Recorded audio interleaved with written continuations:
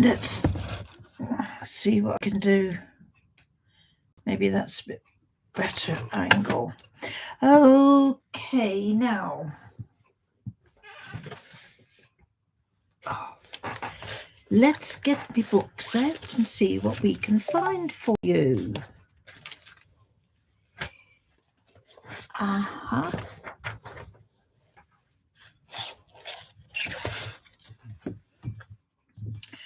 Right. Shall we do a little bit of what I would call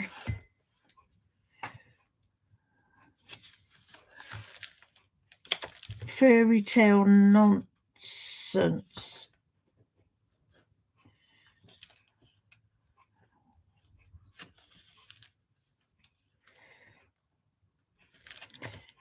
Right. Honestly, some of this stuff, I have no idea where my head was when I wrote all this. But this is called The Fairy. Like I say, a little bit of fairy fantasy stuff. I've seen a fairy. I know it was a fairy because she was small and petite and sparkled like a star. She was sitting on a leaf halfway up the oak tree. She looked as though she'd travelled very far. Her shoes were blue and dusty, and her wings were tired and droopy. A single lock of hair fell on her face. She dipped her finger in a dewdrop to wash away her travels, then looked with hesitant gaze upon the place. Early morning sunshine filtered through the branches. Motes of dust fell slowly to the ground. A dragonfly flew by, offering a welcome greeting, and a butterfly settled near without a sound. A squirrel brought her crumbs from a recently poached bird stand. The honeybee brought nectar from the flower. The dandelion a pillow. The crow a pussy willow to brush away the cobwebs and create a bright new day. She thanked them all with laughter that tinkled like a brook, clapped her hands to greet this bright new day, finished up the crumbs and nectar, and a flash of silver sunshine shook her golden hair and flew away.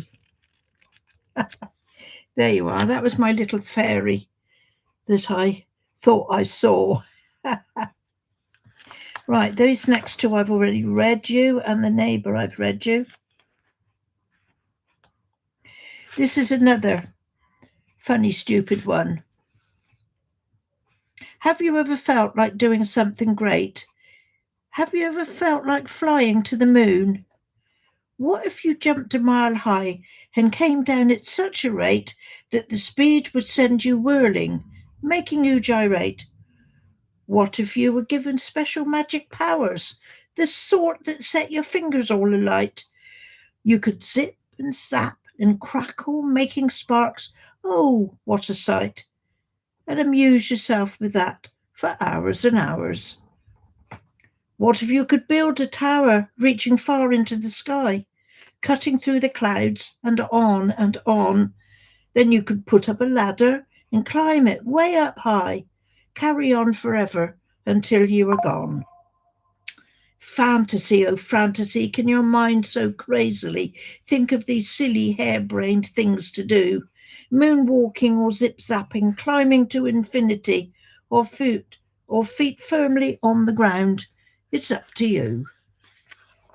There you are. I think it's all going to be all nonsense poems today. This is another one. The ones of the imagine. Yeah, I say I'd across. I have no idea what sort of mindset I was in when I was writing all this stuff. Okay, here's another crazy one. Crazy thoughts in your head. What can you do? Sail a boat in a sky of blue. Say hello to the toe of your shoe. Bounce a cloud down the street and shout at everyone you meet. Race a car to there and back. Help an old lady out of a sack. Why was she in there? I don't know. But she said, ta-ta, And tally-ho, ride a bicycle over the sea, chase a rabbit up a tree, wind up a clock the wrong way round to see if it makes a backward sound. When you're done, count to 10, then start all over again. But not necessarily in that order.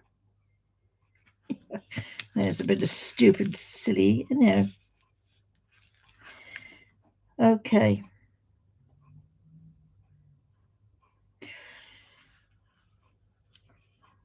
Right, now we're coming down to earth a little bit now. This is called bullies. Bullies, bullies, bullies. There's a group of them at school who don't want to listen or live by the rule. They'll take your dinner money, spit on you and run away. They always have to be the ones to mess up on your day. Look at that one over there, hair stuck up with gel, chewing gum and giving anyone who tries to stop her merry hell. Acting like a 3-year-old who's lost her favourite toy. Can't believe one time she was her parents' pride and joy. And her mate is just as bad, piercings everywhere, nose, lips, ears, belly button, eyebrows, and midriff bare. Showing off to all who look to admire what she's got, slouching there against the wall, picking zits and spots. The cunning look upon their faces as they plot and plan. Who to take on next? It's always one they know they can beat without much bother, so pick the smallest one. Let them run home to mother and tell of bad deeds done. Here's one coming now. Let's go. You take her from behind. Hey there, newbie, what you got? Wonder what we'll find. Let's just take it for ourselves. Bad luck, you lost. Too slow. Here's a punch or two for luck. Now run off, get on, go. Oh, she's crying. Didum's there. What are you, baby girl? Oh, you're going to tell on us? Don't care. Tell the world. See just what it gets you if you go and snitch. Can't guarantee things for you here will go without a hitch. Come on, let's go home now. I've just about had enough. Hair gel girl walks away feeling awful tough. Spotty faced follows on, giving all a wave. Cowards all the lot of you, no one came to save. Up before the head, they knew it had to come. Not the least bit bothered. You know, I told my mum, this school is crap, teachers rubbish, and the school rules too. Suspend us, that's okay, 'cause we have plenty things to do. So off they go, heads held high, language too adult for children of that age. Where do they pick it up? Walking out the schoolyard gate with a hip hooray. Two big mouthy bullies once again have got their way. Don't want to go to school, so they chuck them out. There you go. There you go, there you go. So,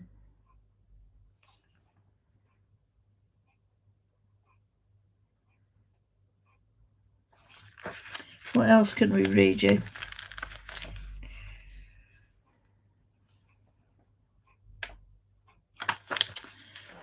I'm not sure. What about if we could stay on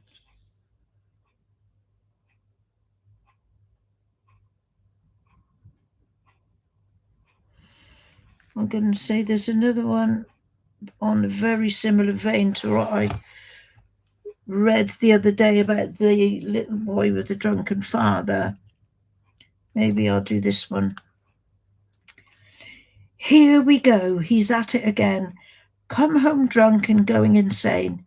Things not to his liking. He's right, you're wrong. A smack, punch and kick, the same old song. Mother beaten once more to a pulp. Can of lager drunk down in a gulp. Tea on the table, cold and congealed. Another cut lip before the others healed.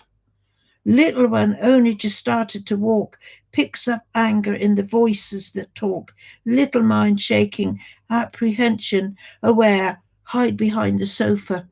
It's safer there. Big brother, head full of get out of here. Coat on, down the road, get him some gear. Round behind the car park, oblivion sets in, greeting anyone who he sees with a vacant grin. Dysfunctional family, love and care gone away. A little child, a growing boy, lives in disarray. What hope for them? What chance to live? Can they learn? Can they find love to give? I don't know if you like that sort of thing or not, but oh, how are we doing for time?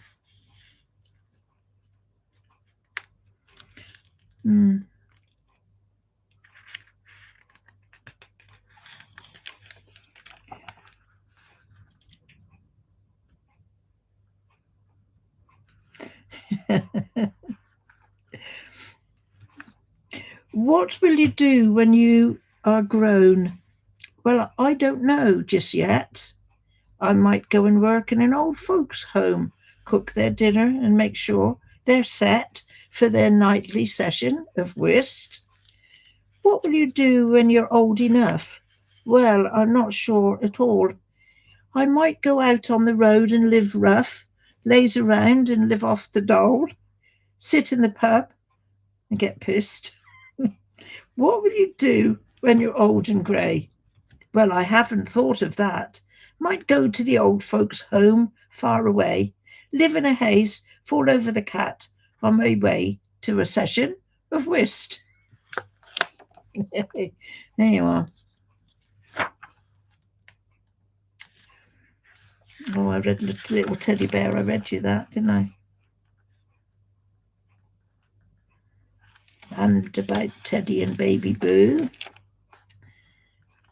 And that's about my and the butterfly ball.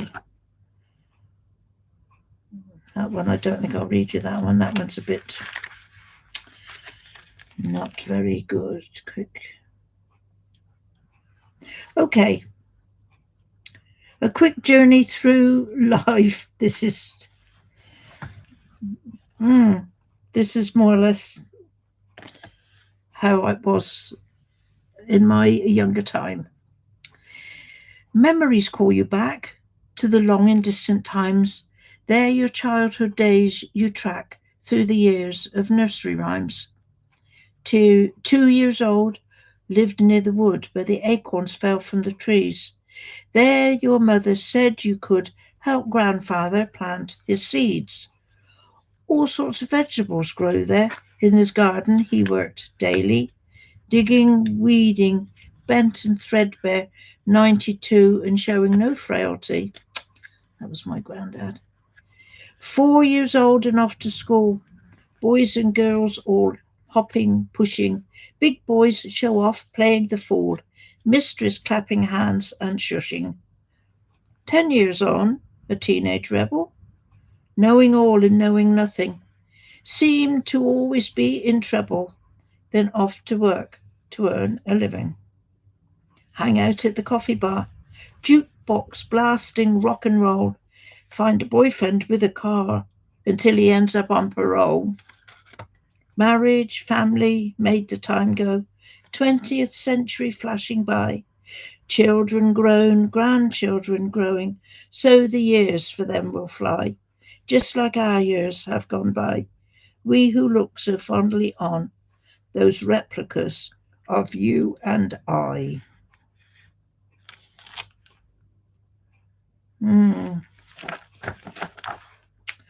Well,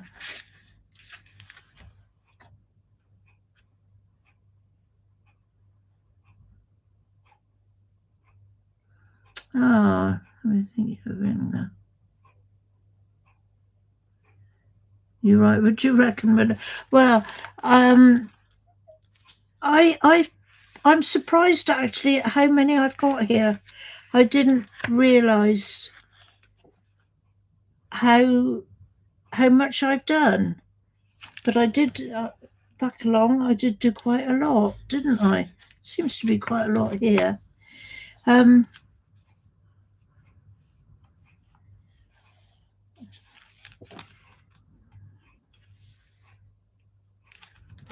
Well, this is all very A lot of this is very dark and what do you want to know? I read you about Kathmandu and the rest. Hell's Domain. Do we want to hear about Hell's Domain? It's all very dour today, isn't it? Behold the deepest, darkest pit, the entrance to the gates of hell, where through its labyrinthine halls resounds the doomsday bell. Horned demons, winged gargoyles, with murderous hearts and bleeding soul, gather and flock to pay their homage to the devil enthroned below. Watching as they flock to greet him with eyes of crimson in horned head, sinewed arms on iron-hard body in cloak of skin from corpses dead. Seated on a throne blood red, he watches as they gather round, pushing, scrambling, fighting, clawing to be the first to touch his gown. A voice like thunder, a rumbling echo, eyes glowing from his tortuous brow. Pitiful wretches, look on me. Get on your knees, obey me now. Disdainfully featured, surveying all, no one here will disobey. The air is heavy enough to choke on. He is the master, and he holds sway. His stone-hard gaze he looks upon them, they who pay homage and adore. Silence settles, and all assembled sink en masse to the cold, hard floor. The world in turmoil, plague and famine, running riot, travelling free. My precious servants, I commend you. All this you do satisfies me. With fetid breath through smoking nostrils, savage snarls and belching fire, he bids them go and do his bidding, spread death and disease, his one desire. Scratching and scraping they rise as one, now eager to leave hell's domain, and mankind is there, ready to guard the world from the damned and the unholy insane. There you go. There you go.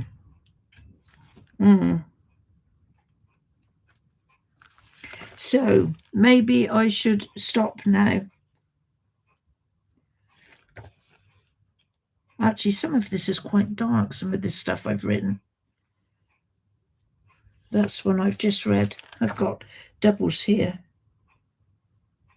I will just read you one little more. I don't think I've read this before. And I don't know why, but I like this. This really, I don't know why. Because it's a bit, I feel it's a bit something of nothing, but I might have read this. I apologize if I have before. This is the last one. Maybe on a little bit of a lighter note. Take my hand, he said. Come with me. I can show you wondrous things, where the sky meets ocean waters, where the wind, the tempests bring.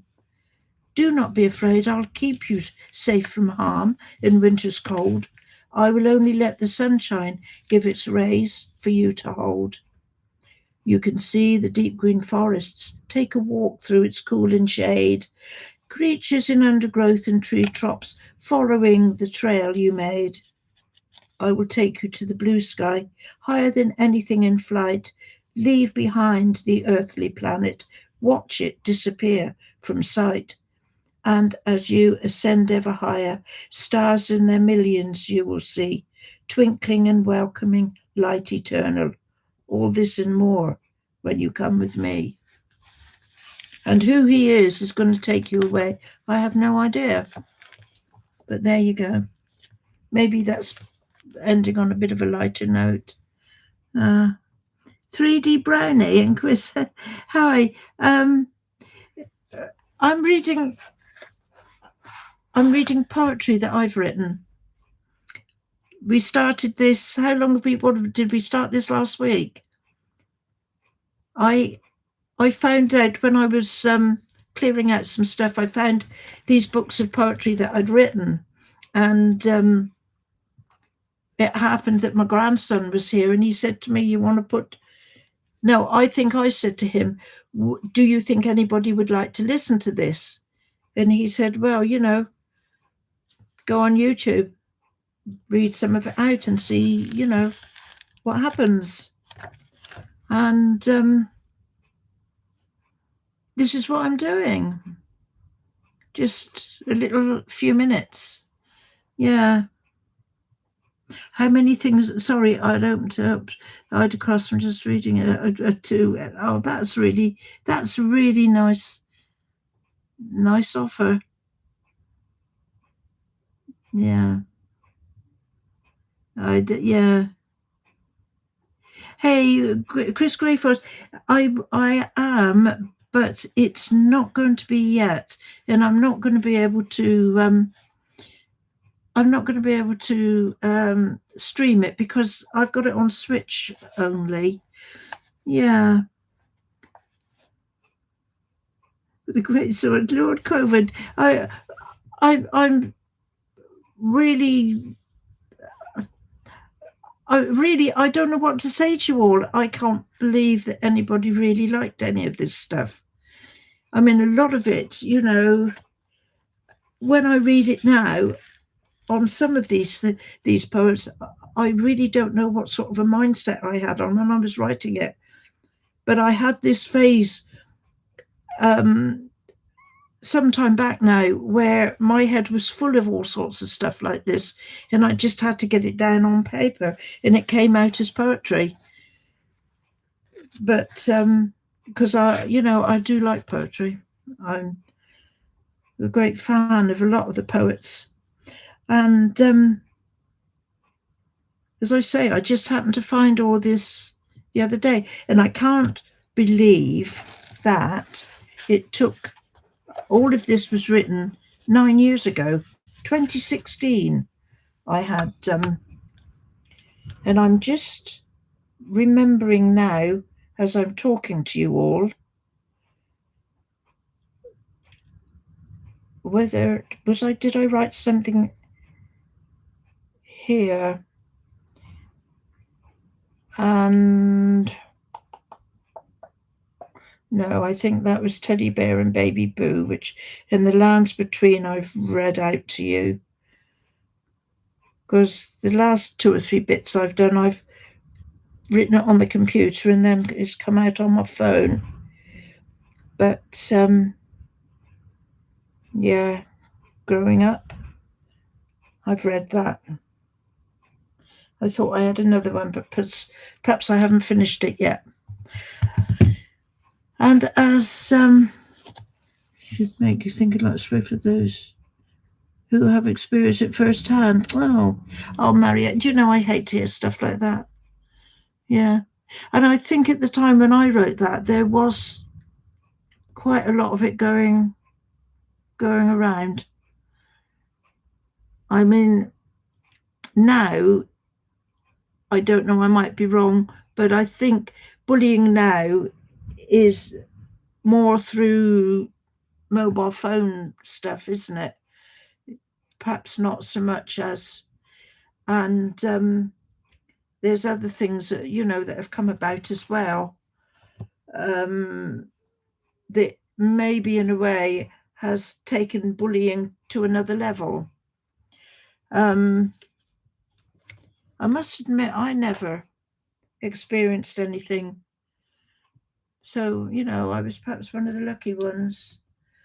But I used to see, when I was at school, that some of the girls, because I went to an all-girls school, some of the girls would latch on to somebody whose family possibly wasn't as wealthy as theirs, and they would immediately pick up onto anyone who had a family who was struggling a bit with things. They all very beautiful, yeah. But I don't know. And now I don't know what is happening around with the world, with everybody. because I started to write a poem last night, but I don't know whether I should read it out or not. You have to be so watchful of stuff nowadays.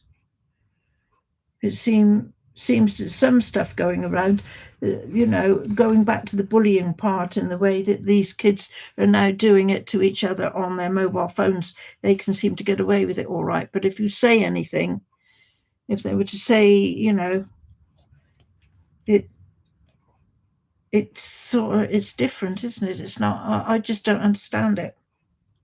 But there you are. You see, I was brought up in a different age, really. So, what can you say about everything? Oh man, just looking at the news, there's always something. There's so much. Everybody's doing something wrong. Whatever is a Mayday warning. I've got all this coming up on my blinking television here. No idea what they're talking about. Anyway, I mean, any time if I got no poetry to read to you, we can always just sit and talk, because I don't mind that. Oh gosh, class mentality, yeah. I mean, I suppose it's highlighting a lot of it, but our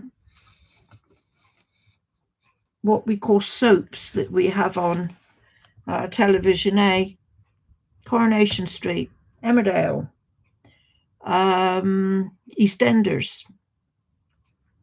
EastEnders is the one I'm following at the moment because it's got, I would say, a very topical storyline going on.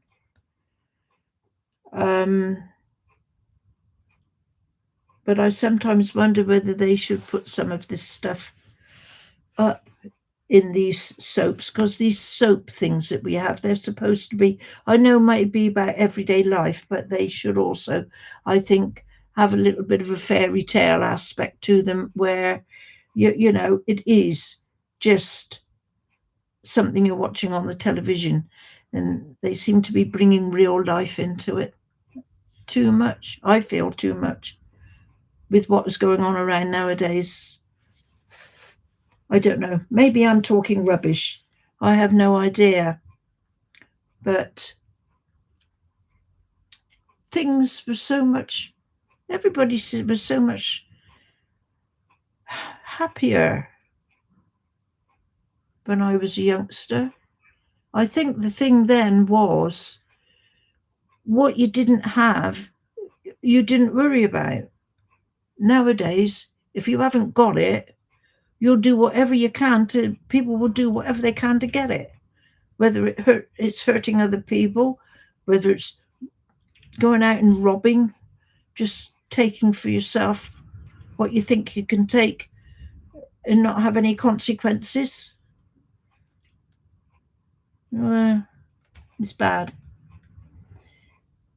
Something is definitely happening in the world, Mario. Something that is totally... See, we had this, I wouldn't call it a demonstration, but in London over the weekend, they reckoned hundreds of thousands of people. Some are saying 1 million and more people, all marching into London. And I suppose, give it all their due, it was quite peaceful. There was not a lot of bad stuff going on, but it certainly gave the police a job to control them all. And to be quite honest, I'm not 100% certain what it was all about. I think it was a mixture of things that are going on around today. But I think it was just everybody coming out to show their disapproval of stuff. But like I say, it's went over my head, I'm afraid.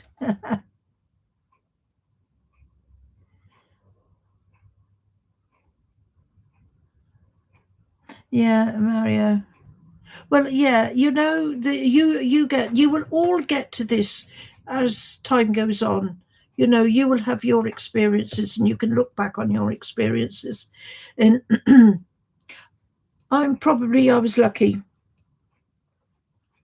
I sometimes feel like because I was an only child, I might have missed out on stuff. And I do know, and I think I've said this before, when I left home, I was 21 before I left home. And I moved up to London. I suddenly realized how naive I was, because I came face to face with a lot of things that I had no idea about. And I learned a lot about life very quickly in the first year I was living in London. And then I went and met my husband, and here we are today, 60 odd years on. It seems incredible, really incredible. Like the, my daughter says, I can't, I just don't understand how you and Dad are still together. Whoa, yeah. But there you are. It does happen. But this is, you know, if we're going into another subject completely, then I really, really do think if you're in a relationship, you have really got to put everything into it. You've got to try whatever is good and whatever is bad. You've got to gel together somehow. You've got to get to a point where you can, even if you don't agree with one another, you can live quite peacefully. And I mean, there's a lot of stuff that, that me and my husband have never agreed over, but just goes to show you we're still here. Yeah, incredible, really. But where all the time has gone, isn't it? It is even more incredible. I really can't believe it. But it goes, time goes, and you know, and your thoughts about things and the way you are changes over time. You know, some of the things that I think about now, I, I would have just let go and think nothing of it. But you start to think a lot deeper, or I find I do. I think a lot deeper now than I did. But then you see, you're young, aren't you? And you just let life. I think you let life take you over. Hmm.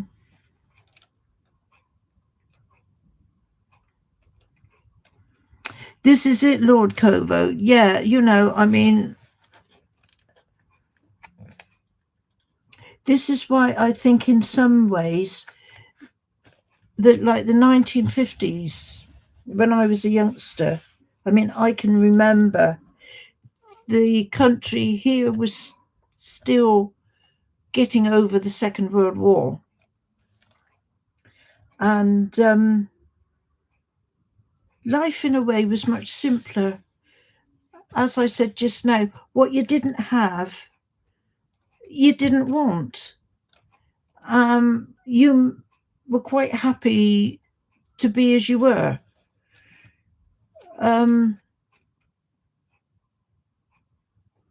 What amazes me, how kids will want things nowadays that are so darn expensive and expect. I mean, going back to these soaps and that are on the television, there was one there Yeah, one of the kids, the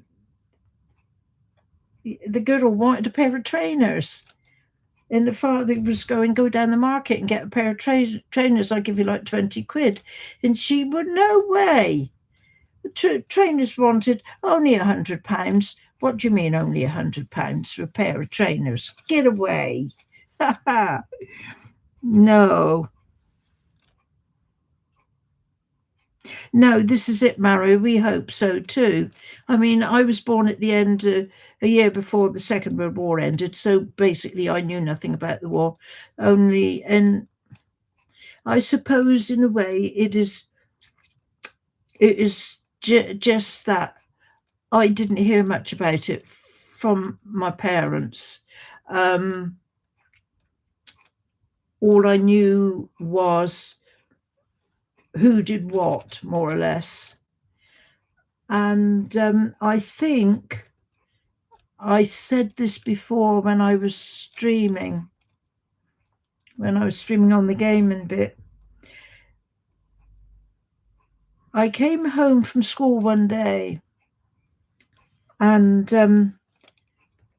we were having a tremendous thunderstorm, and I walked home in it. I was quite happy to walk home in it, and I came in the back door and through the house.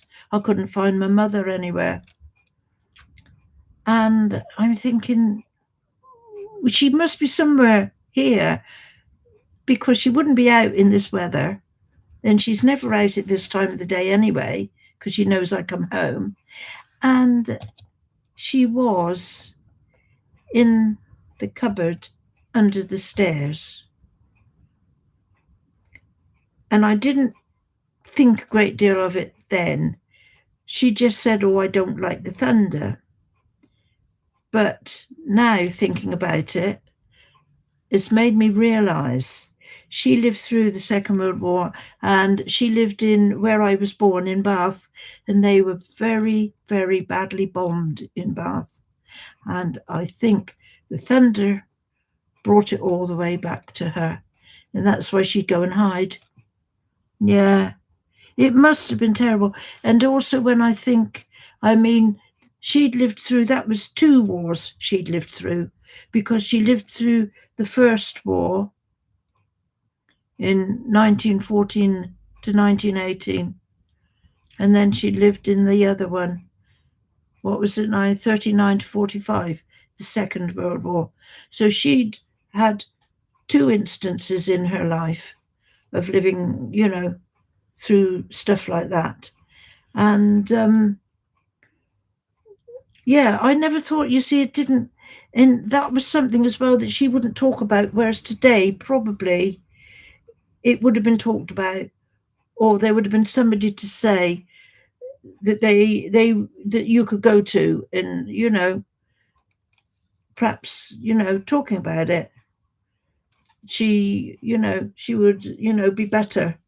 But I always remember that she'd go in the cupboard under the stairs in the dark. Yeah, I'm trying to think how old she was. First World War, she would have been about 14 years old. And then she was 30, nearly 40 when the Second World War. But this is something, you see, that I never experienced. And like you say, Mario, really and truly, if there were, people about that realised that nobody wants to go through that again.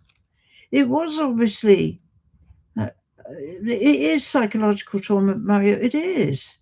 And again, then there was nothing about, or nobody about, that would help her through that.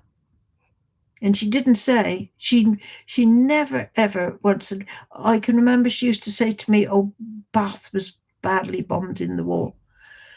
And there was and I've probably still got it somewhere, there was you had autograph books as well back in the day, where if people you met and you knew you weren't going to see all the time, you would probably see them for a little while and then they would never be anywhere around you again. And there's an autograph book that my mother had, and in one of the things in this autograph book, it said about the noise, something about the noise in the war or something. I can't remember it word for word, but it said our little girl's heart was shaking.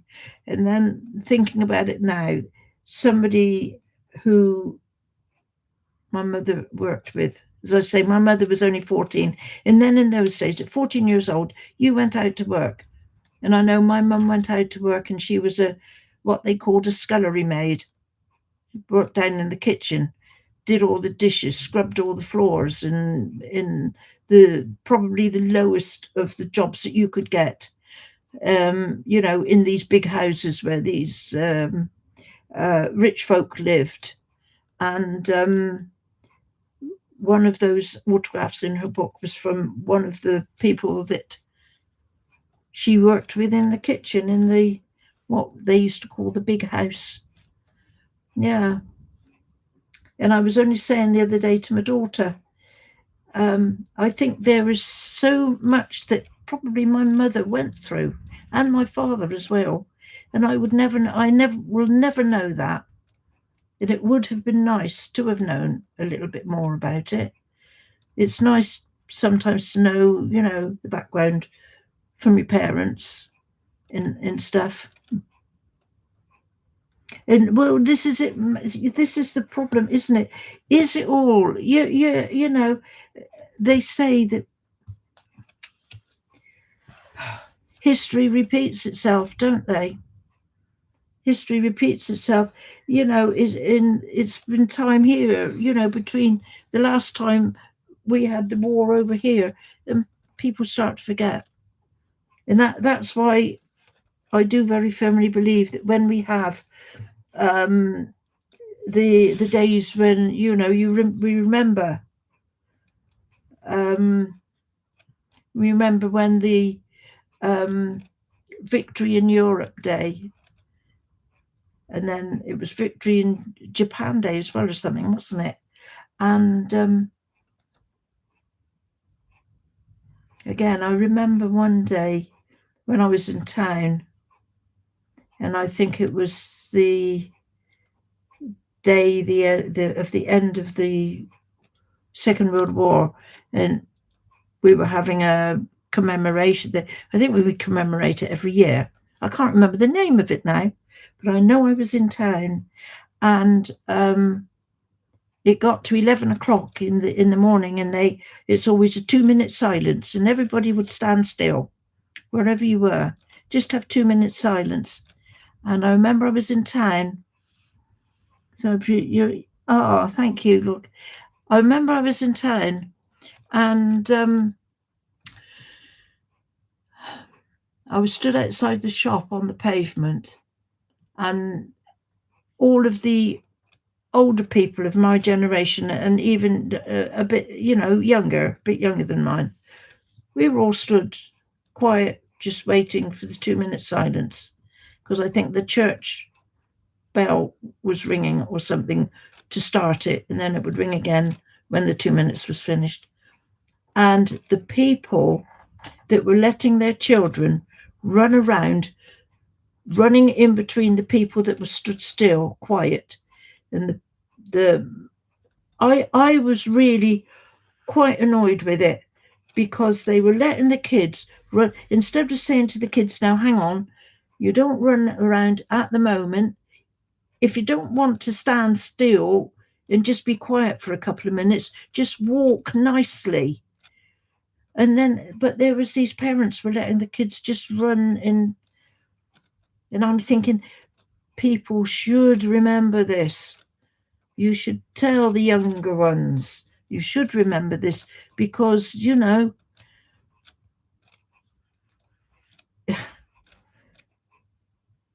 if it wasn't for people that did what they did in those wars, we wouldn't be living like we live today. You know, I mean, my dad's dad, he went to the First World War and he never came home. People, see, lost parents. Kids lost parents. My dad lost his dad. Hey, Asia Club, I'm sorry. I didn't mean to go on and talk on like this at all. But it's just sort of, I don't know. Yeah. Yeah, going back to my mum. I do wish she had told me more. But you know what? I think a lot of people that went through even just one war probably don't want to talk about it, probably just want to try and not have it in their mind, because it's traumatic. War is traumatic. Wherever it is, it's something that people would not forget ever, wouldn't it? If you went through it, you wouldn't forget it. Anything that's going on nowadays in other parts of our world now, when I think about people that are able to survive and are lucky enough to be surviving, I say lucky enough, but is it lucky enough to have to survive something that you are not going to forget for the rest of your life? It doesn't. It's not good. It's extremely, well, like you say, traumatic. As a, but yeah, they would probably, yeah, but mm,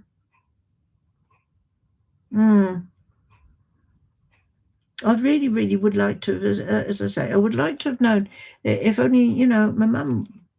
I knew only the thing that I knew what my mum did when she was a youngster, and that was the what we called in the Victorian age, where young girls went out at 14 and even possibly younger and went out to work. And they went out to work because to help the family. Because my mum, again, this is something that I you can see.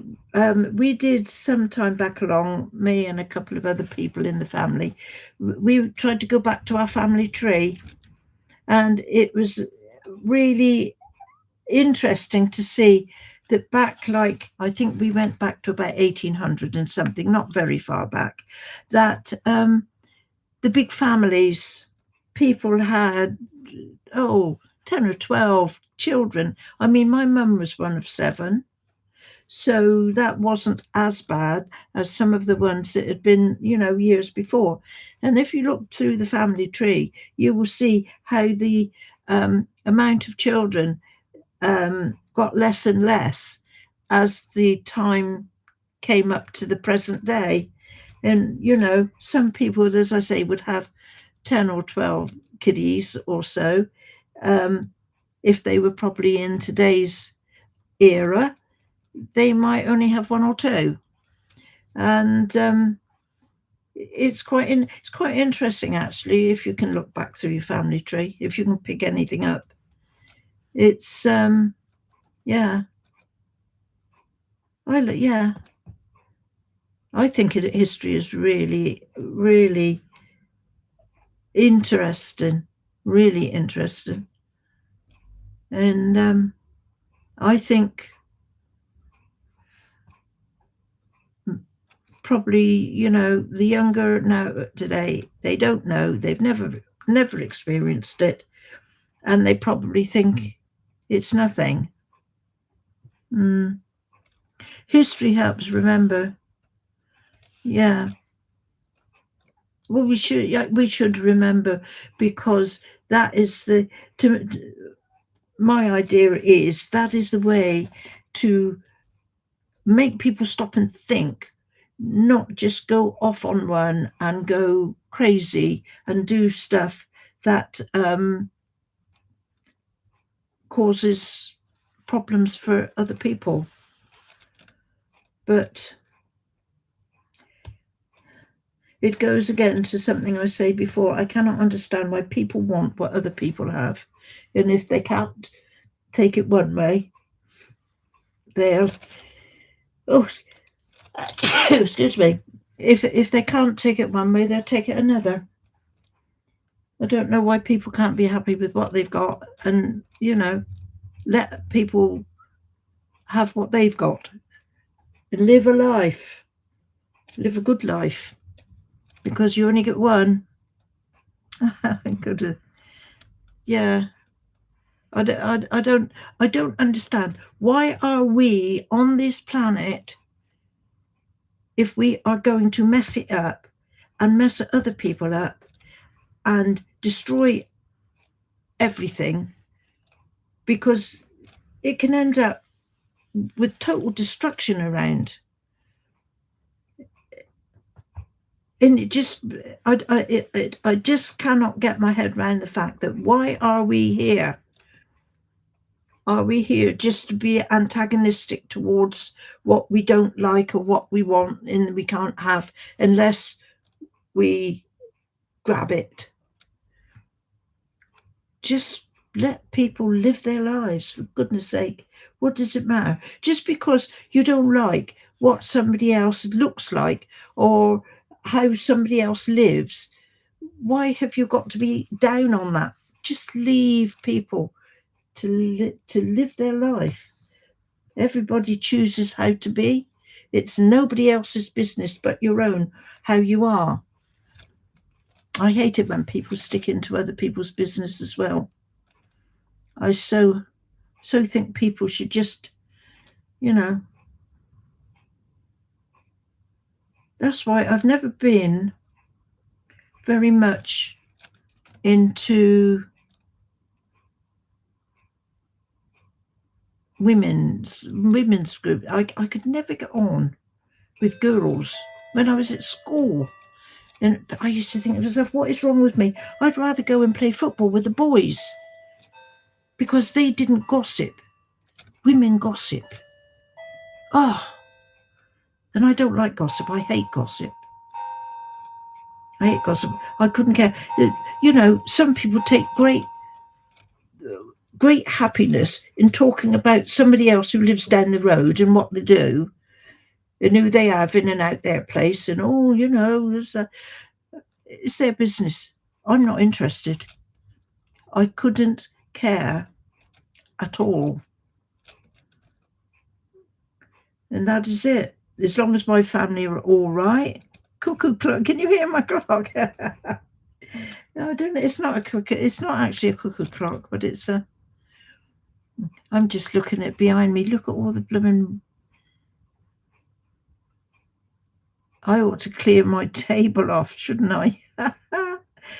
But this is one example of why we have no room. We moved into this place.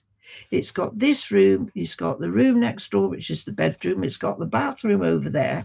The kitchen is in the corner behind me. And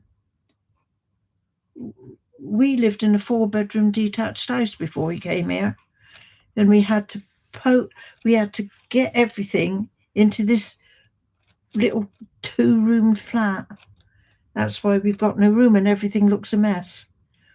At the same time, we've got the blinking, as you can see, the water coming in, the roof needs doing, though it's been behaving itself lately, but we need the roof doing. We've had one part of it done, but we need the rest of it done. But it then goes back to the same old sob story. It costs a small fortune to do anything. So there we go. So, sorry, I'm just reading breaking news. Do you know the news gets you, does it not? They cannot think to tell you any happy things. Like, for example, what is the what was in the news the other day for about 5 minutes. Is it Taylor Swift is going to get married to her chappie? Now that's a happy event. They talk about it for about 5 minutes. And then all you get is what I'm seeing now on the television at the moment. 2 people have been sentenced to 14 years for a death of somebody, but it doesn't say what. It doesn't say what. Okay, so sorry, but I don't know these people. I don't particularly want to know what they've done or what they've been sentenced to. I'm not interested in that. Give us some happy news. Is the plot of Elden Ring? Do you do you think this? Actually, yeah. My daughter says it's cozy in here. It's a bit cluttered, but like my daughter-in-law said the last time she came over here, she stands, he looks around, she goes, "When are you going to declutter?" Ha ha ha ha. Yeah. I don't marry. Yeah. No, I was just given an example, Mario, uh, about the difference in our news and what they do. They showed Taylor Swift and her boyfriend and saying, "Oh, they're going to get married," and oh, very nice and everything. They give that about 5 minutes of news, and then the rest of the news is all somebody killed somebody, somebody's been sentenced to so many years for stabbing somebody else. Then that's all you get on the news. So okay, fine, but I think it's not so good. So I think it's my turn to go now. Looks like it's going to be tea time soon.